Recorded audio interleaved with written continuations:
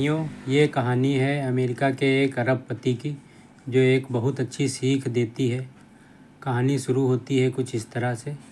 सुबह के धुंधलके में जब सूरज की पहली किरण भी नहीं फूटी थी, अमेरिका के प्रसिद्ध उद्योगपति एंड्रू कार्नेगी अपने महलनुमा घर में सो रहे थे। अचानक गेट पर ज़ोर ज़ोर से आवाज़ें आने लगी। कार्नेगी, बाहर आओ। पहरेदार चौंक उठे। यह कौन है जो इतनी सुबह अरबपति के घर शोर मचा रहा है?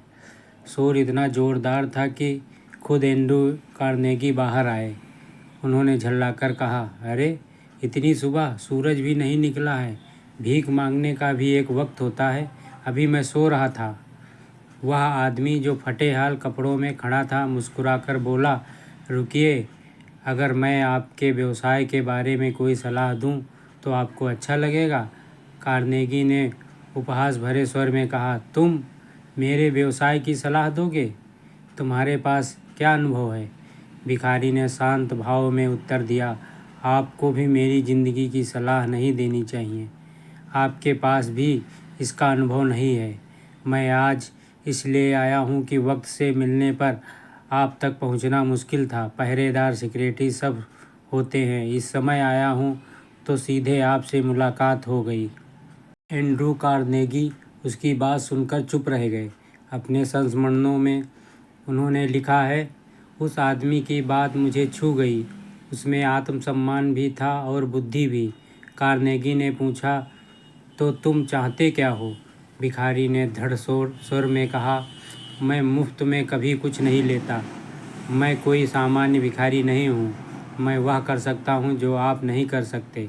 अगर कुछ दांव पर लगाने की इच्छा हो तो बोलिए। कार्नेगी को उत्सुकता हुई।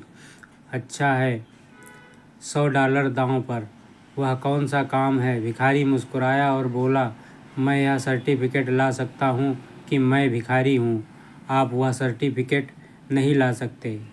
एंड्रू कार्नेगी ने अपने संस्मरण में लिखा है, $100 मैंने उसे दिए, लेकिन मैं फिर भी सोचता रहा, सचमुच मैं भी तो भिखारी ही हूँ।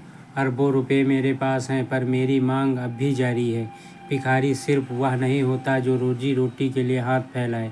भिखारी वह भी है जो अपनी इच्छाओं और आकांक्षाओं के लिए हाथ फैलाए। वह लिखते हैं, 10 अरब रुपए छोड़कर भी जब मैं मरा तब भी मेरे हाथ में भिक्षा पात्र था। मेरा मन अब भी कुछ पाने की चाह में भटक रहा था। वह आदमी सही कह रहा था। अगर मैं भिखारी हूँ तो इस जगत में कोई भी सचमुच समृद्ध नहीं है। उनके जीवन के अंतिम दिनों में उनकी आत्मकथा लिखने वाला लेखक उसने पूछ बैठा, अगर परमात्मा आपको मौका दे तो आप एंड्रू कार्नेगी ही बनना चाहेंगे या उस व्यक्ति का स्थान लेना चाहेंगे जो आपकी आत्मकथा लिख रहा है?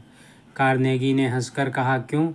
लेखक ने जवाब दिया, क्योंकि मैं रोज़ सुबह 11 बजे आता हूँ, शाम 5 बजे छुट्टी मिल जाती है। आप सुबह 7 बजे से रात 11 बजे तक काम करते हैं। आपके क्लर्क, चपरासी सबके निश्चित समय हैं। सबसे ज़्यादा बंधन में तो आप हैं। भगवान मुझे